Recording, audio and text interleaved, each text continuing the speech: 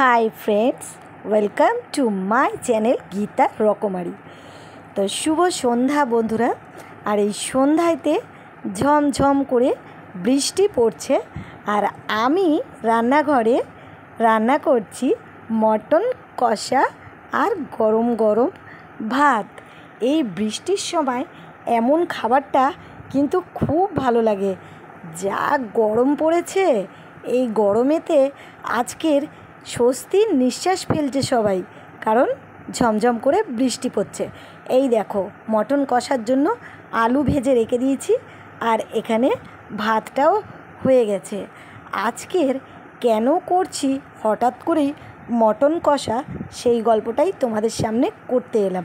আর দেখো, mutton stock দিয়ে আস্তে আস্তে করে আমি গ্যাসটাকে সিমে দিয়ে কষে নিচ্ছি। সিমে দিয়ে হালকা করে কষলে কষাটাও ভালো হয়, আর মশলাগুলো পুড়েও যায় না। বন্ধুরা, আজ 1.5 মাস হয়ে গেল আমার শাশুড়ি মা মারা গেছেন। আর এই শাশুড়ি মা মারা যাবার পর থেকে আমাদের বাড়িতে আর বেশি কিছু ভালো মন্দ রান্না হয়নি। অনেক দিন ধরে মটন কষাও খাওয়া হচ্ছে না।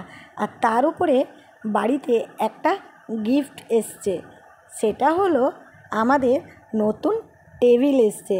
আর এই খাবার ডাইনিং টেবিলের জন্য আজকের সবাই বলে, চলো আজকের ডাইনিং টেবিলে মটন কষা দিয়ে উদ্বোধন করা হবে।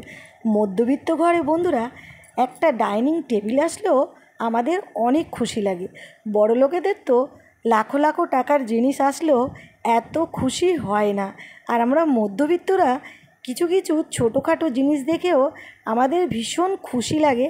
সেটা নিয়েই আমরা কিছু না কিছু উপলক্ষেতে উদ্বোধন করে নিই, তাই না বন্ধুরা? এই দেখো, তোমাদের সাথে বলতে বলতে আমার মটন কষাটাও রেডি হয়ে গেল। আর জল দিয়ে দিয়েছি, হালকা করে জল দিয়ে সিমে দিয়েছিলাম। আর মটন কষাটা আস্তে আস্তে সিদ্ধ হোক। চলো একটু তোমাদের সাথে গল্প করি, তার মধ্যে চাপাটাও দিয়ে দিলাম। এই দেখো, কথা বলতে বলতে রান্নাও হয়ে গেছে, আর সবাই খাবার টেবিলে চলে এসেছি। এই দেখো, আমাদের নতুন খাবার টেবিলে সবাই মিলে খেতে বসেছি। খাবার থেকে মজাটাই আলাদা বেশি, তাই না বন্ধুরা? সবাই মিলে একসাথে দেখো বসেছি খেতে। আর এই যে আমাদের বৌমা খাবার বেড়ে দিচ্ছে সবাইকে, আর আমরা নতুন খাবার ডাইনিং টেবিলে বসে আর সবাই মিলে আনন্দ করে খাবো। এটাই আমাদের মধ্যবিত্ত ঘরে ভীষণ খুশির খবর, তাই না বন্ধুরা? তোমরা কি বলো? মধ্যবিত্ত ঘরে কোনো জিনিস সহজে হতে চায় না, আর যদি হয় সেটাই আমাদের অনেক খুশি লাগে। কারণ আমরা সঙ্গে সঙ্গে তো কোনো কিছু কিনতেও পারি না আর আনতেও পারি না।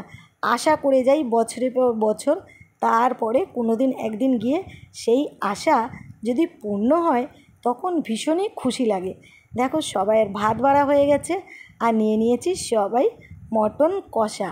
আর এই শুধু মটন কষা আর ভাতই রাত্রে রান্না হয়েছে, আর সাথে ছিল সালাদ। তো দেখো বন্ধুরা, ঝোল আলু সবাই আমরা নিয়ে নিয়েছি।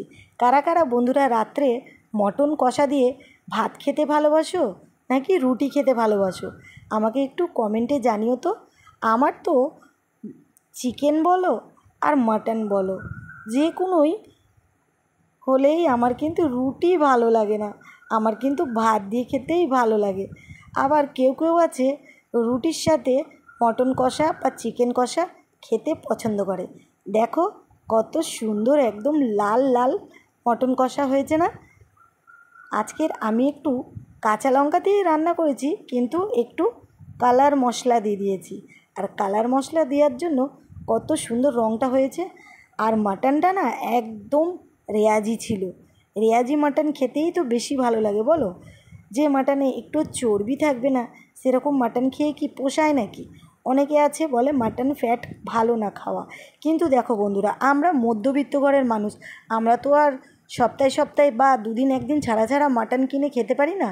যা মাটনের দাম, আমরা মাঝে মধ্যে নিয়ে আসি। দেখো না, তোমাদের বলছি 1.5 মাস পর আমার বাড়িতে মাটন ঢুকলো।